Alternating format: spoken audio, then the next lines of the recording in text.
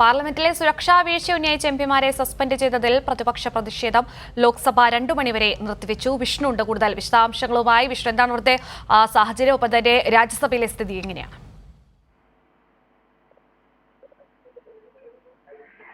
കീർത്തി, എംപിമാരെ suspend ചെയ്തതിലും അതോടൊപ്പം തന്നെ പാർലമെന്റിലെ സുരക്ഷാ വീഴ്ച ചർച്ച ചെയ്യണമെന്നാവശ്യപ്പെട്ടും ശക്തമായിട്ടുള്ള പ്രതിഷേധം തന്നെയാണ് രാജ്യസഭയിലും ലോക്സഭയിലും അരങ്ങേറിയത്. ലോക്സഭയും രാജ്യസഭയും ഇപ്പോൾ 2 മണിവരെ നിർത്തിവെച്ചിരിക്കുകയാണ്. കാരണം ഈ പ്രതിപക്ഷം ശക്തമായിട്ടൊരു നിലപാട് തന്നെ കൈക്കൊള്ളുന്നുണ്ട്. പ്രത്യേകിച്ച് നിലവിലത്തെ ഒരു സാഹചര്യം എന്ന് പറയുന്നത് വലിയ സുരക്ഷാ വീഴ്ച തന്നെ സഭയിൽ ഉണ്ടായിരിക്കുന്നു.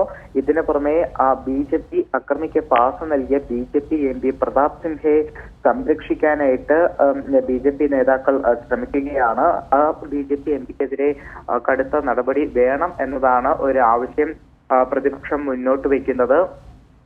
ഈ ഒരു സാഹചര്യത്തിൽ തന്നെയാണ് സഭാ നടപടികൾ ഇപ്പോൾ വീണ്ടും തടസ്സപ്പെട്ടത്. ഇന്ന് രാവിലെ തന്നെ സസ്പെൻഡ് ചെയ്യപ്പെട്ട എംപിമാർ പാർലമെന്റ് വളപ്പിലെ ഗാന്ധി പ്രതിമയ്ക്ക് മുന്നിൽ വലിയൊരു പ്രതിഷേധം നടത്തിയിരുന്നു. അതോടൊപ്പം തന്നെ ഇന്ത്യ മുന്നണിയിലെ നേതാക്കൾ യോഗം ചേർന്നതിന് ശേഷമാണ് ഇന്ന് സഭയിലേക്ക് എത്തിയത്. എന്തായാലും ശക്തമായിട്ടുള്ള പ്രതിപക്ഷ പ്രതിഷേധത്തിൽ സഭാ നടപടികൾ നിർത്തിവെച്ചിരിക്കുകയാണ്. കീർത്തി.